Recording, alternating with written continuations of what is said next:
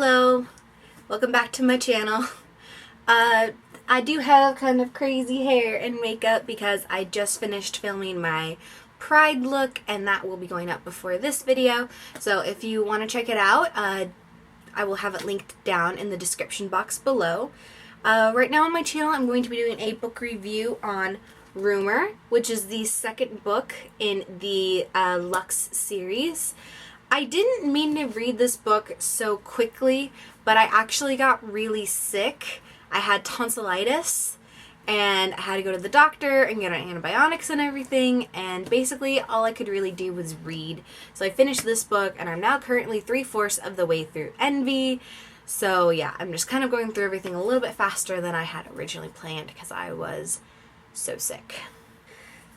So Rumor is a very fitting title for this book. It is insane what happens. Let me just as a starter read the back for you. As rumors fly about the untimely demise of New York's brightest star, Elizabeth Holland, all eyes are on those closest to the dearly departed. Her sister Diana, the family's only hope for redemption, Henry Schumacher, the flame Elizabeth never extinguished, Penelope Hayes, poised to claim all that her best friend left behind. Even Elizabeth's former maid, Lena Bode, who discovers that while money matters and breeding counts, gossip is the new currency. So just that alone is insane. But more of what happens is in the first book, Elizabeth Holland is set up into a forced marriage that she cannot go through. So she fakes her own death with Penelope's help, and she goes out west.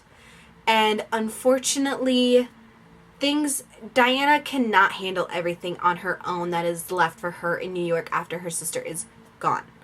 So Elizabeth comes back, and unfortunately in this book, a character that I very much loved dies. And it is brutal, and it is so hard on the Holland family. And you just start to see how messed up this high society can be.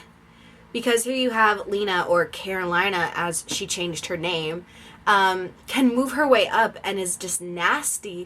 And granted, Elizabeth wasn't the best to her. It's like, this isn't your world. This isn't anything you were supposed to be part of. And now you're being nasty and you're making enemies where you should be making friends, and where you're making friends, they should not be your friend. But unfortunately, misery loves company, and so that's definitely kind of what you see here, because Carolina and Penelope definitely they don't partner up, but they use each other for their own gain. And you just see how messed up things really become, because those two partner up and they are just focused on taking the Holland family down. And it's all selfish, and they don't seem to care what the people want that they're using. They don't understand anything about them. They just know that they have what they want and they're gonna take it. And you just see how truly selfish they are. And I really just not stand them. It made me so angry. And it's ridiculous how involved I get. It still follows the Gossip Girl style as in the first book. When you read the prologue, it very much is in my mind I just keep thinking, hello Upper East Siders. That just always is popping into my mind whenever I read the prologue. And you definitely kind of see how the news articles or the columns definitely kind of are, Gossip Girls, coming back from commercial break, how she's kind of telling you what's going on.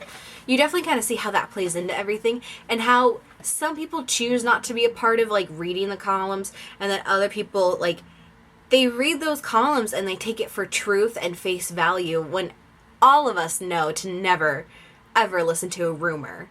Well, I mean, we listen to them, but don't believe it unless you know for a fact it's true. So it's just really interesting to see kind of how people fall into the same trap that we do even today.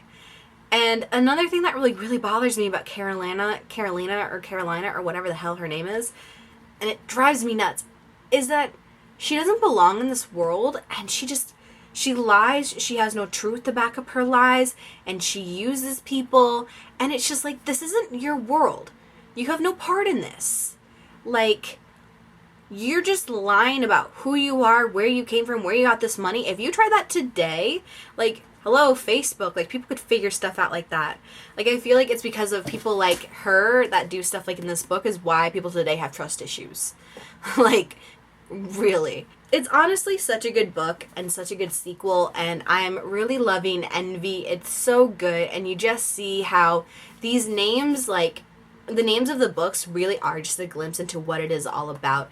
This book is all about the rumors that fly, that cause problems, and then in Envy you really see how envy and lust and money just kind of are controlling and ruining and creating everything all at the same time. So, yeah, with that being said, I know this is going to be a little quick, but that's strictly because I just don't want to give anything away. Like I said, so I'll read Envy and I'll do a book review on Envy, and then after Splendor, I will go into a whole thing, and that will contain spoilers. I just don't want to spoil anything right now because I'd love it if you picked this up along with me and started reading. So I believe that's everything I wanted to say. I try to keep notes as best as I can while I'm reading. I didn't quite manage that this time because I was so sick, but Envy I definitely have a ton of notes for. So, yes, thank you for listening to me rant. I could literally rant about my hatred for Penelope and Carolina all day. But I won't do that to you guys. So thank you so much for watching, and until next time, bye.